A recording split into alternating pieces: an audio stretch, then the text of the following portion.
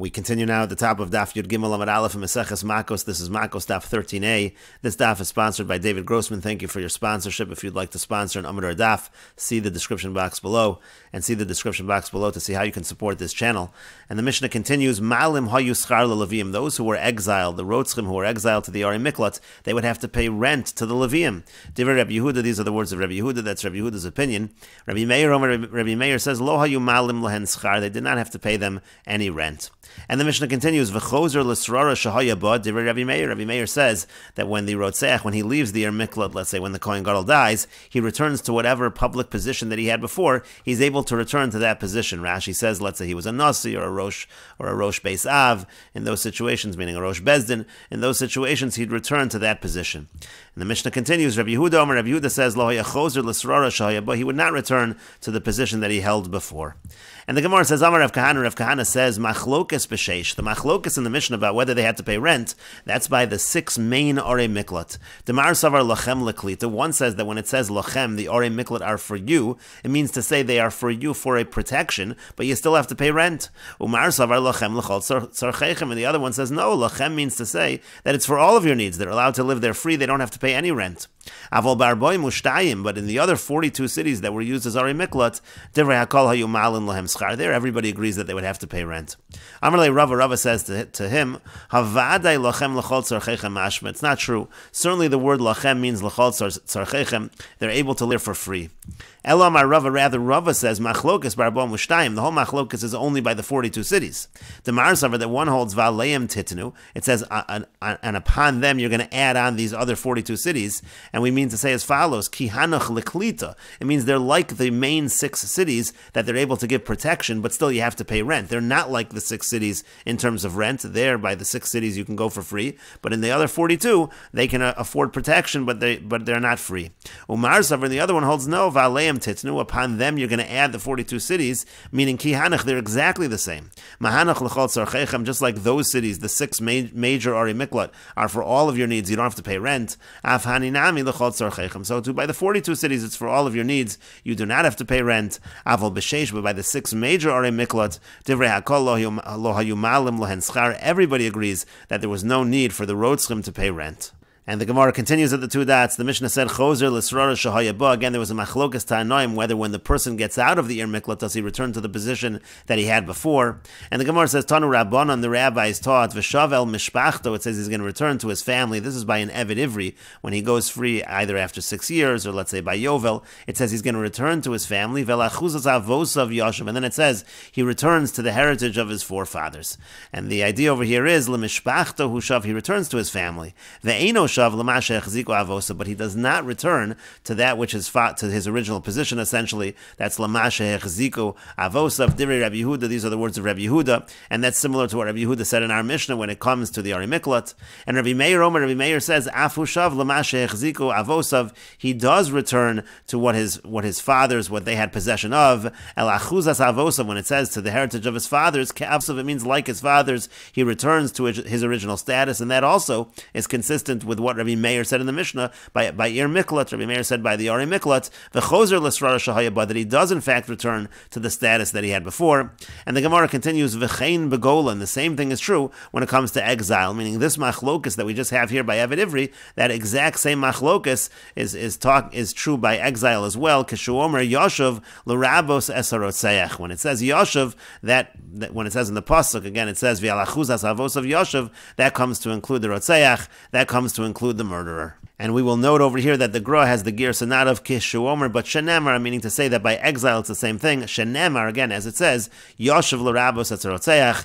And the Gemara continues and explains, Mai v'chein begola. What exactly does it mean the same is true by exile? Kedetanya, it's like the following Brisa, Yoshev harotzeach el eretz achuzaso. It says that the rotzeach is going to return to eretz achuzaso. L'eretz achuzaso hu shav ve'eno shav l'mashe echziku avosav. He returns to eretz achuzaso, but does not return to the same status as before. Divrei Rabbi Yehuda, these are the words of Rabbi Yehuda. Rabbi Meir says, Afu shav l'mashe echziku avosav, he does return to the status that he had before. Gamar Shiva mehasam. We learn out again, it says Shiva over here, it says Shiva over there. We learn a Gzeira Shava between what we said by Eved Ivri, and this case over here by the Rotzeach.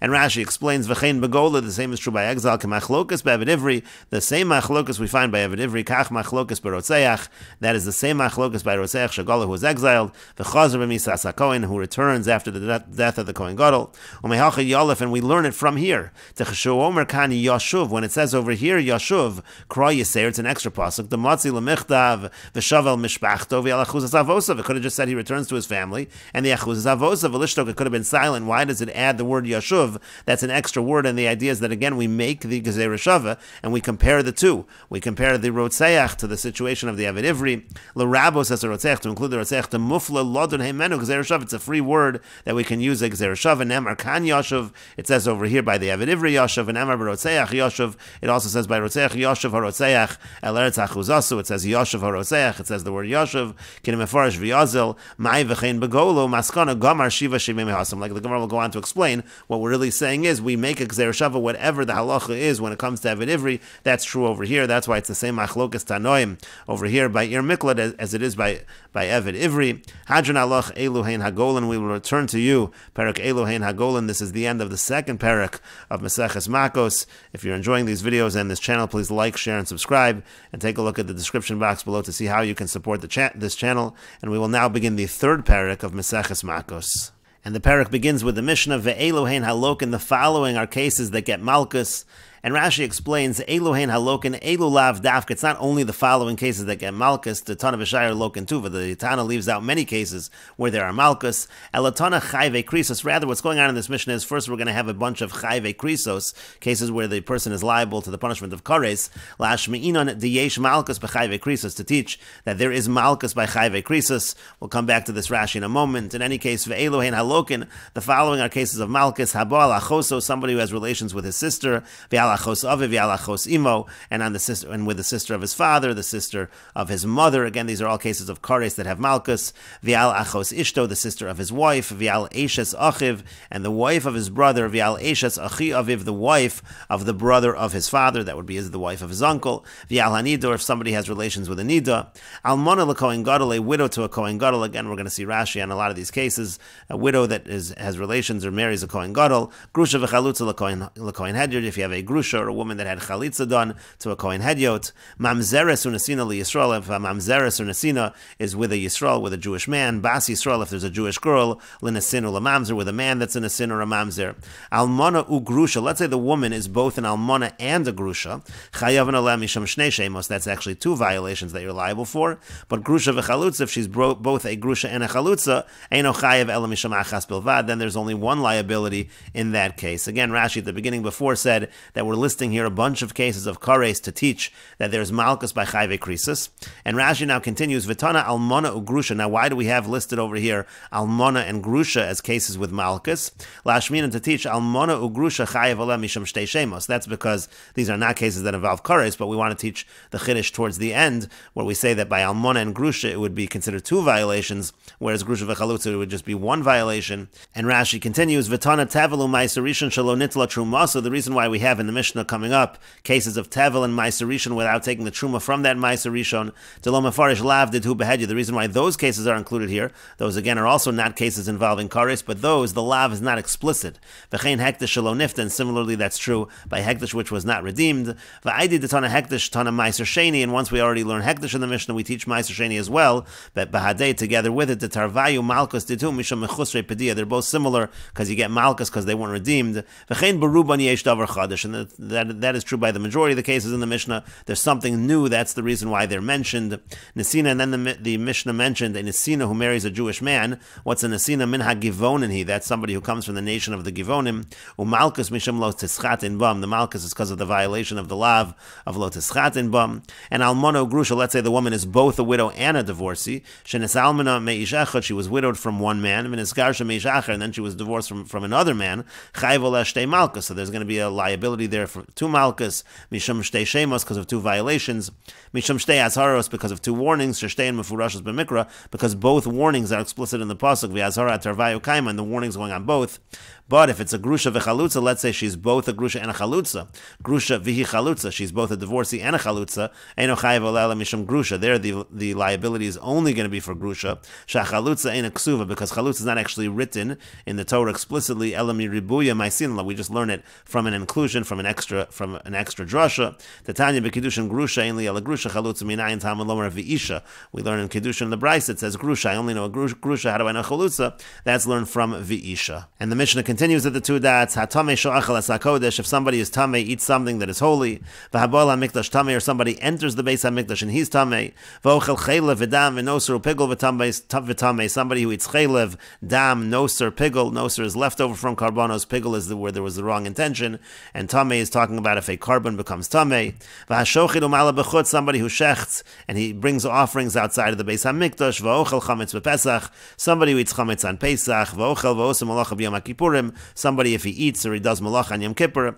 V'hamefatem es hashemen v'hamefatem es haktoras. If somebody makes the shemen hamishcha, he creates it for mundane purposes, or similarly by the Ketores. V'hasach b'shemen hamishcha, somebody who anoints himself with the shemen hamishcha. Ve'ochel nevelos u'treifos shkatzim u'ramasim, somebody eats nevela, treifos, shkatzim, and ramasim. Achal tevel u'maiser rishon shelo nitla trumaso, if he eats tevel, or he eats maiser rishon that truma wasn't taken from, u'maiser sheni v'hekdesh shelo niftu, or he eats maiser sheni and hekdesh that were not redeemed. And the Mishnah continues, Kama yochal min hatevel v'yechayev, how much does a person have to eat of tevel that he's now liable? Rabbi Shimon Omer Kolshu, Rabbi Shimon says any amount, and he's going to be liable to Malkus. The Chachamim Omrim Kazayis. The Chachamim say it's a Kazayis.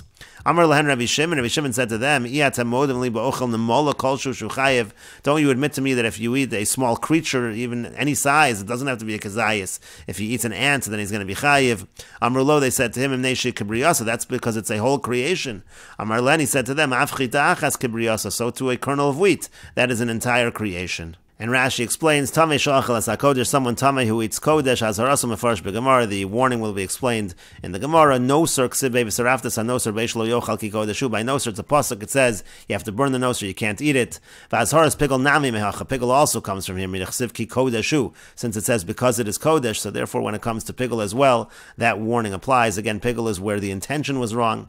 And Rashi continues, V'az shochid kachem b'chutz, so hamala kachem b'chutz. Somebody who shechs kachem outside the Beis HaMikdash, or somebody who offers kachim outside the Beis HaMikdash, and Rashi goes on to bring the sources for that. Ha'ochel b'yom HaKippurim, somebody who eats on Yom Kippur, v'yolef azarasi b'perek basar d'yuma. The warning there is learned out in the last perek of Yuma. Ha'mefatim es hashemen means ha'os hashemen bedugmas shemen hamishcha, means that the person creates shemen oil similar to the shemen hamishcha. V'azarasi v'maskunto lo sasu kamo. That warning comes from the pasuk in Sefer Shemos. V'chein b'ktores, it has a similar pasuk when it comes to the ketores. V'hasach b'shemen hamishcha, somebody who anoints with the shemen hamishcha. Rashi says that means me'oso she'asa Moshe b'midbar, from the very same shemen hamishcha that Moshe made in the midbar, the person uses it for himself. T'chsiv al basar adam lo yisach, it says that can be put on a person's skin. Achal tevel, somebody eats tevel. Azarasimi v'lo yichalu es kodshe b'nei Yisrael asher yirimu. That warning comes from the pasuk in Sefer Vayikra. Ba'asid and litrum akasim medaber. It's talking about in the future you should be taking off truma, meaning we're talking about tevel. U'ma'aser rishon shelo nitla truma. So let's say you have ma'aser rishon where truma wasn't taken. Afu tevel, that also is considered like tevel. U'ma'aser sheni shelo nifta. Let's say you have ma'aser sheni that wasn't redeemed. V'uochlu chutz li Yerushalayim, and he eats it outside of Yerushalayim. And Rashi brings the pasuk. And hekdesh shelo nifta. If you have hekdesh that wasn't redeemed, Rashi says on that azaraso eino mefureshes kol kach. The warning for that, it's not so explicit, it's not so clear. Rashi goes on to offer an explanation for where the azhara comes from. And finally, Rashi says, Bo'ochel nemola garsinan shuchayev. If a person eats a nemola, which is an ant, he's chayev misham sheretz hashoretz ala aretz. That's considered a sheretz, which crawls on the earth. And the Gemara says, Chayve krisos katani, chayve misos bezin lo katani. In this Mishnah, we have listed many cases where the person is liable to kares, and the Mishnah is saying that the person gets malchus in these cases, but you don't have chayve misos bezin. You don't have in this Mishnah any cases where if a person violates it, the punishment is misas bezdin, is death by the court.